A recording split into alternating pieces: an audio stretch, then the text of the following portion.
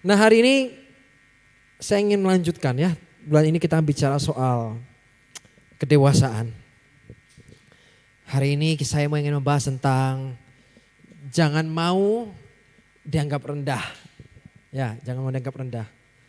Karena seringkali kan, lu bocil, enak gak digituin ayo? Enak gak digituin? Enak? Bocil, bocil. Ayo, seneng gak digituin? Ada yang suka digituin? Bocil. Gak suka kan? Itu tanda bahwa teman-teman itu lagi dianggap lebih rendah, lebih kecil kedudukannya dibandingin yang ngomong, betul gak? Nah ini tentunya sekarang kita akan belajar bareng-bareng gimana caranya ya supaya aku tuh gak dianggap bocil terus loh. Nah aku harus ngapain ya? Di kitab Matius pasal 5 ayat 48 ini ayat emas ya. Di bulan ini dikatakan karena itu haruslah kamu sempurna semesti Bapamu yang di surga adalah sempurna. Sempurna di sini bukan kata yang perfect yang tidak ada cacat celahnya. Impossible, tidak mungkin ada orang yang sempurna tuh nggak mungkin teman-teman. Makanya itu kalau ada teman-teman di sini yang ketika misalnya ditawarkan untuk melayani Tuhan, terus dibilang bahwa aku ini belum sempurna. Wah, karena ada satu gereja waktu itu. Lalu anak ini cerita, wah kalau di gereja saya mau pelayanan tuh susah banget. Kenapa? Karena harus sempurna. Wah, terus aku ngomong sama dia, ya kira-kira sempurnamu tuh kapan? Nah itu dia pertanyaannya. Ya, sempurnanya itu kapan? Karena kita nggak mungkin sempurna. Selalu ada kekurangannya, selalu ada cacat celahnya kita ini. Ya, selalu ada di situ dan tidak mungkin sempurna. Nah, ternyata kata sempurna di sini diambil dari kata bahasa Yunani artinya telios. Artinya complete, kedewasaan penuh atau manusia yang bertumbuh dewasa. Jadi kata sempurna di sini maksud bukan sempurna yang benar sempurna, tapi manusia yang bertumbuh dewasa. Ya, jelas banget. Lalu ada pertanyaan sekarang. Gimana caranya aku ini bisa men-screening mengerti aku ini dewasa atau belum? Atau mungkin teman-teman punya calon, atau mungkin punya calon gebetan atau calon pasangan yang akan dijadiin pacar. Ngerti nggak sih cara men-screening seseorang itu apakah dia sudah dewasa atau belum? Minimal yang pertama kita bisa lihat apa sih? Seseorang dianggap bertanggung jawab, seorang dianggap dewasa ketika dia mulai punya tanggung jawab, pastilah ya. Jadi kalau teman-teman di sini masih sekolah dan kuliah, dan sekolah dan kuliah ini masih perlu dimotivasi. Artinya, ayo sekolah, ya, ayo kerjakan PR-nya, dan belum punya kesadaran dan tanggung jawab. Ya ini namanya masih anak-anak. Untuk anak-anak jangan salahkan orang tuamu akan selalu ngomong terus menerus, betul ya. Hanya kepada anak-anak orang akan repeat, akan ngulang dan terus ngulang. Sampai kapan tuh? Walaupun kamu bosen aku dengernya. Iya, kalau kamu tahu itu bosen ya dilakukan. Tanpa orang tuanya harus ngomel dulu, ya ngomong dulu baru dilakuin. Enggak gitu caranya. Kamu harus sudah punya kesadaran bahwa saya tanpa disuruh, saya bisa kok mengerjakannya. Nah, kalau teman-teman belajar perlu disuruh, namanya punya tanggung jawab atau belum? Nah itu dia, makanya saya bingung kalau masih celana masih pakai celana biru pendek, sekolah, terus udah pacaran. Ya, sedangkan ini nggak nyindir ya, ini nggak nyindir siapapun ya. Kalau teman-teman aja masih pakai celana pendek, biru, terus masih mohon maaf ya, ngerjain PR tugasnya aja perlu dipaksa-paksa gurunya gitu ya. Dipaksa-paksa sama orang tuanya. Ya gimana mau bertanggung jawab sama anaknya orang. Setuju dengan ini?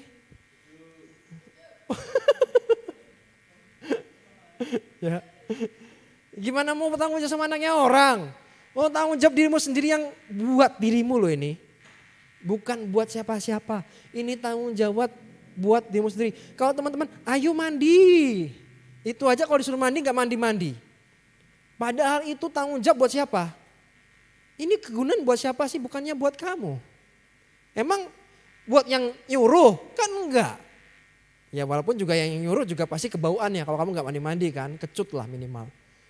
Ya. Tapi sebetulnya ini tanggung jawab pribadimu yang harus sama kamu kerjakan. Memang hanya untuk kamu, demi kebaikanmu. Tapi kalau masih disuruh-suruh, ya sederhananya jelas, teman-teman berarti belum punya kedewasaan namanya. Tanggung jawab itu di kitab Lukas pasal 19 ayat 17 dan kitab Matius pasal 25 ayat 23 itu diambil dari kata pistos, yaitu setia, loyal, tanggung jawab. Ya. Penguasaan diri dan dapat dipercayai sehingga dapat diberikan kepercayaan yang lebih besar. Teman-teman pengen dong pastinya tanggung jawabmu bukan makin kecil, tanggung jawabmu makin besar. Itu tanda bahwa kamu dewasa. Kamu kalau dipercaya makin sedikit, ya artinya memang kamu belum bisa menanggung sesuatu hal yang besar. Karena yang kecil-kecil nggak bisa gitu loh. Tapi kalau kamu setia, loyal, ya dengan yang kecil-kecil dulu lah. Kalau kamu sebagai pelajar, kamu sebagai mahasiswa, gitu ya. Apa sih di bagianmu? Oh misalnya tugas dikumpulkan minggu depan. Nah, nggak usah dosennya atau gurunya men-encourage kamu, ayo kapan dikumpulkan, ayo jangan lupa ya. Minimal kamu 3 hari sebelumnya selesai. Ya kan? Itu tanda bahwa teman-teman punya tanggung jawab. Ya, nggak mepet-mepet. Ya. Terus yang kedua, gimana sih cara men-screening kedewasaan? Berikutnya adalah punya yang namanya penguasaan diri. Ya. 1 Korintus pasal 4 ayat 1-2 dikatakan demikian hendaknya orang memandang kami sebagai hamba-hamba Kristus yang kepadanya dipercayakan rahasia Allah yang akhirnya dituntut dari pelayan-pelayan yang demikian ialah bahwa mereka ternyata dapat dipercayai. Ya. Tadi pagi saya sudah bahas tentang penguasaan diri. Semakin kita adalah orang yang mudah untuk lost control. Mudah banget untuk melepas kendali. Gak bisa mengendalikan diri. Yaitu tanda bahwa kita masih anak-anak sebetulnya. Aku ini dulu orangnya reaktif sekali. Reaktif. Banget. Aku bukan pakai banget. Reaktif banget. Ya. Cuman lihat gini nih. Lihat gini. Itu bisa gue ajak berantem.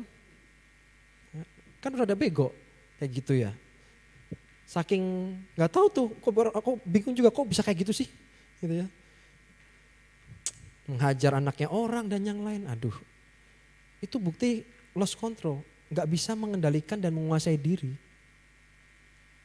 Tapi saya bersyukur.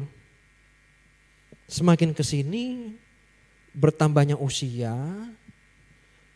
Terus juga mengalami begitu banyak momen. Makanya kita gak boleh menolak proses teman-teman. Kalau teman-teman diproses, mengalami sebuah proses, jangan ditolak. Tidak ada proses yang mengenakan tuh gak ada. Makanya kemarin menarik ketika aku sama Lia tadi malam bahas tentang takut nikah. Ada pertanyaan di mana ada seseorang yang merasa khawatir dan takut kalau menikah nanti masuk ke suatu season yang baru, musim kehidupan yang baru. Saya ngomong dengan mereka bahwa justru jangan anti dengan sesuatu yang baru. Karena memang nature-nya manusia itu pengennya nyaman, betul gak? Udahlah gini aja, betul gak sih? Udahlah gini-gini aja, betul gak? Gak pengen berubah, betul kan? Yang kebiasaan bangun siang terus. Kan pengennya gitu. Bukan terus nyindir. Enggak, ini kan contoh teman-teman ya. Ini contoh. Kan gak tahu juga kan bangun siangnya gara-gara ngerjain tugas kan juga bisa. Ya kan bisa. Tapi emang nature-nya manusia itu senengnya ya udah gini aja. Udah cukup gini. Sedangkan Tuhan kita enggak suka kamu begitu. Kamu harus diperbarui.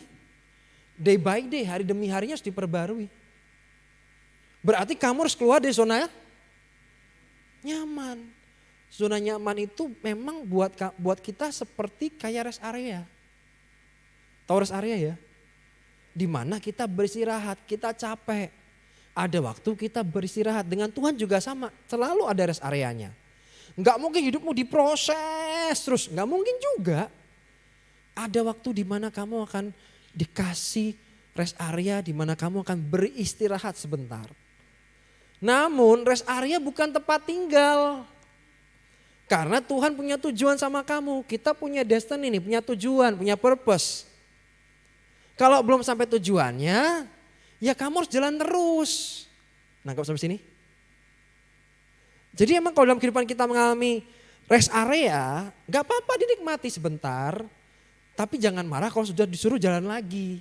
Yuk jalan yuk. Yuk move on dari situ yuk. Jangan marah. Harus berani keluar dari zona nyaman. Harus berani keluar dari zona nyaman. Kalau enggak akan jadi apa-apa. Orang yang luar biasa dibentuknya juga dengan cara yang tidak biasa-biasa. Ya kan? Orang luar biasa itu tidak tinggal di dalam zona nyaman. Enggak ada. Rata-rata orang hebat, orang yang berpengaruh itu selalu pergi dan keluar dari zona nyamannya. Enggak pernah dia stay di situ. Dia selalu memikirkan inovasi berikutnya apa ya. Wah bagaimana ya ke depan ini ya. Dia selalu mikirnya gitu terus. Enggak pernah mau stay di tempat tuh enggak mau. Ya. Jadi teman-teman juga saya pengen mengingatkan. Yuk jangan cuman sekedar puas. Udahlah gini aja. Udahlah aku Kristennya gini aja. Jangan gitu. Tapi terus maju. Ya. Terus maju keluar dari zona nyaman. Karena teman-teman tahu nggak, di zona yang baru itu yang akan kamu masukin. Kamu nggak tahu betapa Tuhan sudah menyediakan hal-hal yang tidak pernah kamu pikirkan, yang tidak pernah kamu bayangkan, yang tidak pernah muncul dari hatimu. Itu sudah Tuhan sediakan. Tapi harus keluar dulu. Jangan tinggal di situ. Terus yang ketiga apa screeningnya? Pengertian. Orang dewasa pasti belajar untuk mengerti. Betul enggak? Tidak sekedar untuk minta dimengerti aja. Tapi juga mau mengerti. Tidak hanya sekedar hanya pengen didengarkan. Tapi juga mau mendengarkan. Kalau sudah telinganya udah aku enggak mau tahu, pokoknya enggak mau tahu. Anak-anak. Pokoknya saya benar. Ya, kalau udah main benar-benar udah susah dah. Ya, karena semua orang punya self righteousness masing-masing. Punya pembenarannya masing-masing. Susah, kadang nggak bisa ketemu. Nggak bisa itu. Tapi dengan pengertian, itu akan membedakan. Iya kan? Pengertian kita akan mengerti. Oke, ternyata sisi sana itu mikirnya kayak gini ya. Oke, saya mengerti. Tak belajar mengerti, tak belajar menerima. Itu dewasa.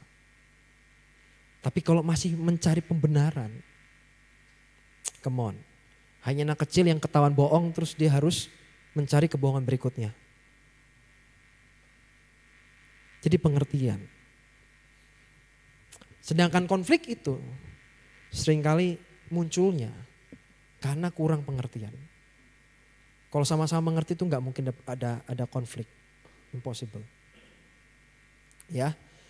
Jadi saya mau tanya lah teman-teman di sini yang pengen one day saya pengen menikah. Ada yang sih pengen menikah? Angkat tangan yang pengen nikah.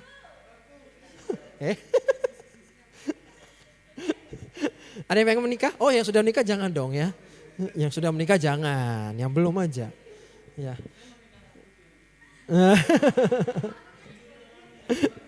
Aduh. Coba saya mau tanya teman-teman yang mau menikah itu. Kamu pengen cari pacar model apa sih? Yang kayak anak-anak? Yang manja? Nih sering kali ya, sorry ya. Suatu kali ada yang tanya, aku tuh pengen punya pacar. Yang itu tuh yang bisa, yang kayak manja gitu. Ya sesekali manja oke, tapi kalau manja terus-terusan itu jengkelin tahu. Ya kan? Sesekali manja itu nggak apa-apa. Oh iya kan? Tapi kalau wah dia mah cute, wah anaknya manja banget. Iya lu nikah aja sama anak beginian, gue pengen lihat lu kuatnya sampai kapan coba. Ya. Kamu nggak nikah sama orang dewasa, kamu nikah sama anak-anak. Ya kan? Jadi kamu menikah sama yang bagaimana? Yang model kayak anak-anak atau yang dewasa kan gitu kan. Nah. 1 Timotius 4:12 ayat utama saya nih. Jangan seorang pun menganggap engkau rendah karena engkau muda. Ya memang usiamu masih memang belum banyak. Iya. Tapi bukan terus berarti kamu mau dianggap rendah sama orang. Tapi dikatakan bagaimana sih supaya kita nggak dianggap rendah sama orang? Jadilah teladan. Jadilah contoh bagi orang-orang percaya dalam perkataanmu, ada itunya ya, ada tagline-nya ya. Dalam perkataanmu, dalam tingkah lakumu, dalam kasihmu, dalam kesetiaanmu dan dalam kesucianmu. Jadi jangan mau dianggap rendah sama orang, ya. Muda tidak bicara usia. Tetapi bicara soal tanggung jawab, penguasaan diri dan pengertian yang dimiliki, dan itulah yang membuat kita dapat dihormati oleh orang lain. Siapa yang dihormati oleh orang lain? Angkat tangan, kamu pengen dihormati orang? Ya kan? Jadi sekalipun kamu muda, ya, kamu tuh bisa dihormati orang, bisa dihargai orang. Tergantung bagaimana cara pembawaan kamu. Lewat apa? Perkataan. Ini aku cerita ya, anakku ya. Suatu kali aku jemput Shalom pulang sekolah. Terus Shalom tiba-tiba cerita, tadi temanku maki-maki temennya, ya, wah pakai bahasa binatang lah. Ini, kaget juga aku. Wow, perkataannya bagus sekali, gitu kan. Tapi saya kasih masukan ke dia. Tak kasih tahu. Yang membuat seseorang rendah bukan ketika yang diomongin yang direndahin itu yang lebih rendah, enggak. Yang ngomong jauh lebih rendah daripada yang dikatain. Kenapa? Lu pikir keren ngomong apa? Titik pip gitu ya.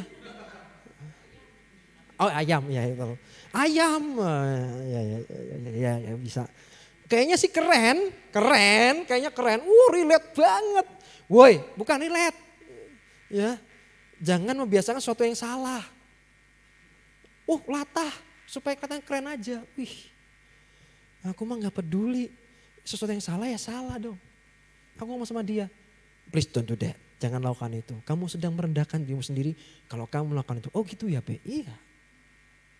Sehingga ketika ada temannya yang ngomong begitu, Shalom bisa ngingetin, itu gak baik. Wih gila, anak gua bisa gitu ya.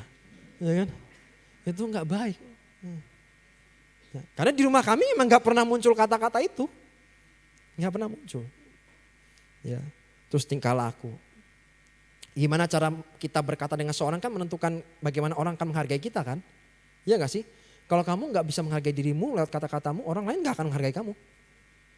Kalau kamu dalam tingkah lakumu aja tidak bisa menghargai dirimu sendiri, bawaannya gak enak, kamu aja gak comfort dengan dirimu sendiri, lah terus gimana orang? Seringkali yang kita salahkan adalah baju kita, betul gak sih? Wah kalau saya pakai baju ini gimana ya? Sebetulnya bukan masalah ininya, masalah yang di sininya itu lebih penting. Saya mau pakai baju pink, berani gak? Berani. Emang masalah? Nggak masalah, yang masalah itu bukan bajunya, yang dalam. Kalau kamu emang dasar bawanya enak, pakai baju apapun jadinya enak. Orang lain pun ngeliatnya juga enak, sekarang pakai pink, ya nggak masalah. Ya kan? Lewat kasih, lewat kebaikan, lewat kesetiaan, lewat kesucianmu, kamu akan dihargai. Semakin ke sini, menurut saya saya beberapa baru ini kan seperti di Jakarta ya. Saya melihat, gile waktu saya sama istri, kami menyewa di salah satu apartemen di Jakarta waktu itu, karena saya habis pelayanan juga. Kami jalan-jalan, ya kami tahu ada beberapa pasang di antara mereka yang bukan suami istri, tapi mereka tinggal bersama. Tapi itu seakan-akan ya emang gak apa-apa. Makanya jangan membiasakan sesuatu yang salah. Kalau kamu membiasakan sesuatu yang salah, lama-lama yang salah jadi benar. Padahal itu salah. Terus sesungguhnya ya, saya mau pakai statement ini.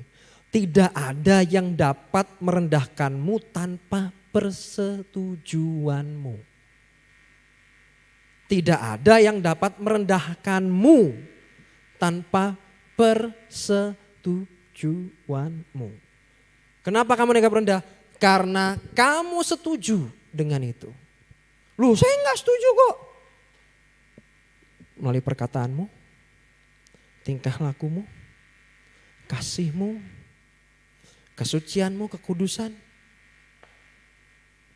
Itu menentukan kamu dihargai atau enggak. Nangkep sampai sini? Kalau kamu tidak bisa kalau kamu tidak mengerti bahwa kamu ini bernilai, bahwa kamu ini berharga, kamu akan biarkan orang lain nginjek kamu.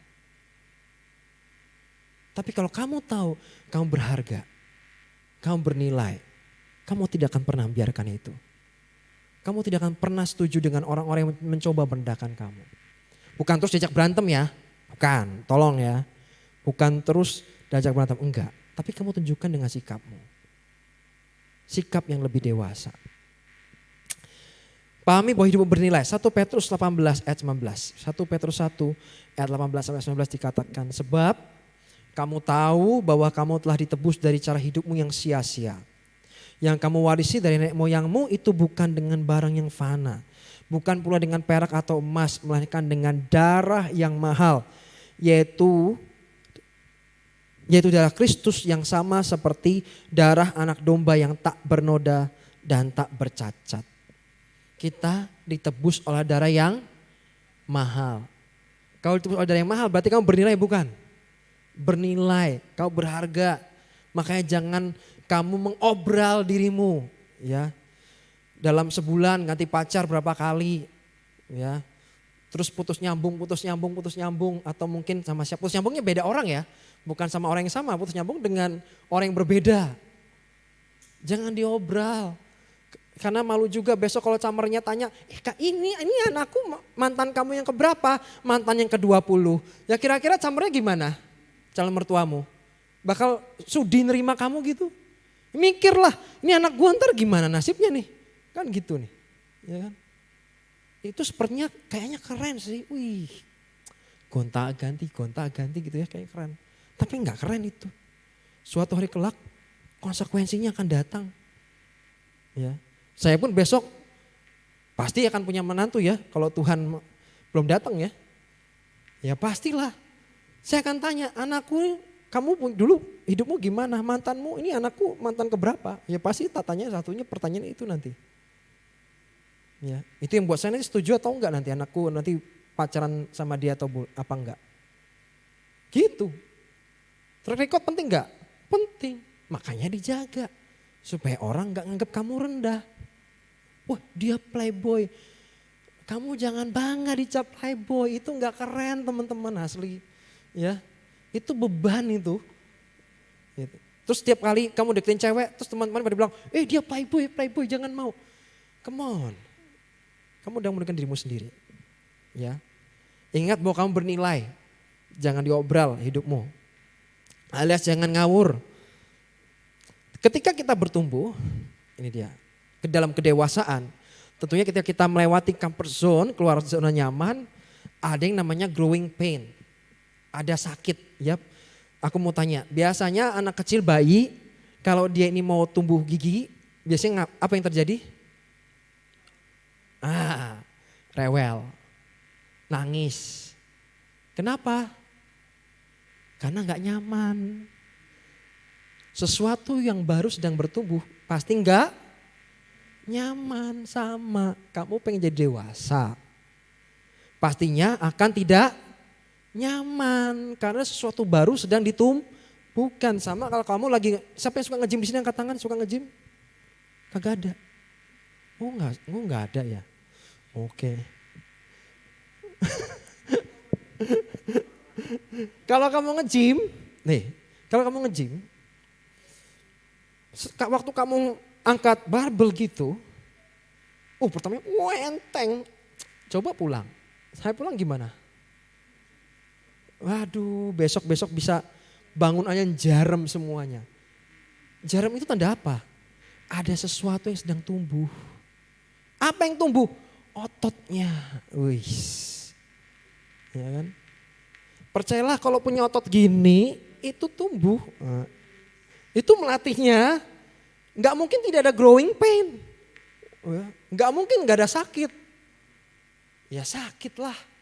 Mana ada bentuk otot begini, nggak sakit, nggak mungkin sakit. Tapi kalau kita lihat hasilnya, wih gile, badanku tambah bagus ya. Nah kan tambah semangat.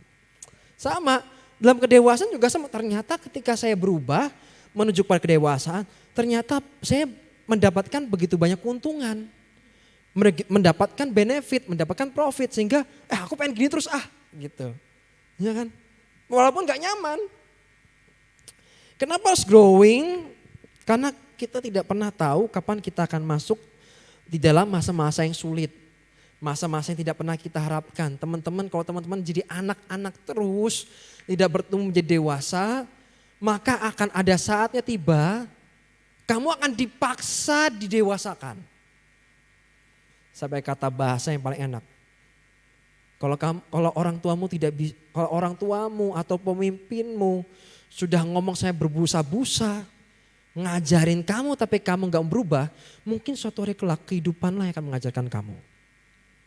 Dan itu akan jauh lebih keras. Pilihan cuma dua, kamu mau berubah sekarang atau nanti nunggu nih kehidupan yang ngajar kamu nih. Dan itu jauh lebih parah, lebih sakit. Tapi saya berharap tentunya teman-teman berubah dengan kesadaran sendiri. Bukan dipaksakan, karena itu akan lebih sakit. Karena lebih baik sakit karena kau berubah. Ya, lebih baik sakit karena kau berubah.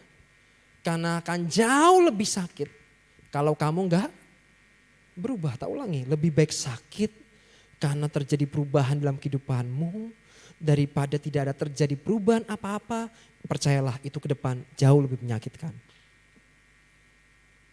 Jadi kalau berubah kapan? Ya sekarang ini. Ya. Berubahnya kapan? Ya sekarang dong. Orang yang tidak mau bertumbuh dewasa, maka dia akan memiliki kapasitas yang terbatas. Mau dipercayakan lebih nggak bisa, terbatas sekali. Ya. Jadi teman-teman harus membiarkan yang namanya, saya pakai ini aja, ilustrasi gitar. Senar itu kalau di di tuning. Nah, bener gak sih tuning? Bener. Nah, di tuning gitu ya, sistem. Ya mungkin kalau senarnya bisa ngomong, sakit gitu mesti ya. Males. Stem lagi, tarik, dibuat tegangannya lebih lagi kan. Sakit. Lumayan udah mulai bagus terus. Sampai menemukan harmoni. Wah pas ini, pas. Kadang emang hidup kita kan begitu ya. Di stem, di tuning sedemikian rupa, di pressure. Ya gak enak sih diginiin sih. Tapi kalau gak diginiin masalahnya gak jadi. Emang kadang harus dipaksa. Tapi kalau waktu terjadi seperti itu, ya relakan hatimu. Terus yang terakhir, ini benar terakhir. Akibat dari seorang yang tidak mau bertumbuh dewasa, selain kau dianggap rendah orang, Yang terakhir pasti mendatangkan konsekuensi. Kamu akan bayar harganya. Sebetulnya pilihan tuh cuma dua. Kau bayar sekarang. Atau kau bayar suatu hari kelak nanti.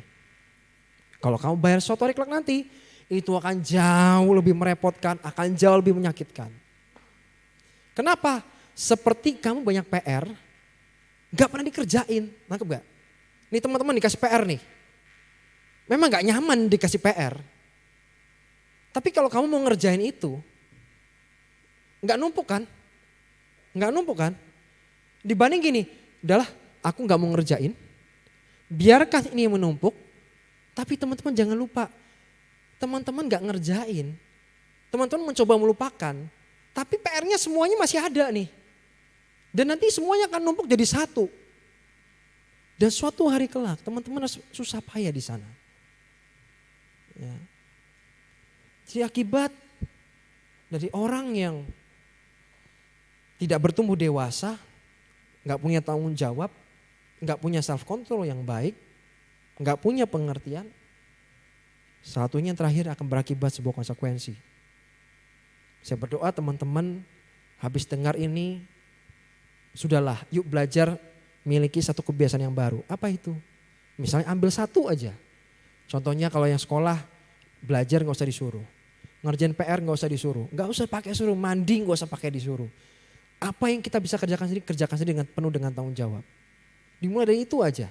Mungkin teman-teman yang kuliah bisa belajar untuk bagaimana membagi waktunya. Ya kan prioritas waktunya gimana sih? Dan yang kecil-kecil dulu aja, gak usah yang gede-gede. Yang kecil-kecil aja semuanya dulu dikerjain. Apa yang jadi tanggung jawab pribadimu kerjakan. Kamu terbiasa dengan itu. Percayalah Tuhan akan kasih kamu tanggung jawab dan kapasitas yang jauh lebih besar. Amin.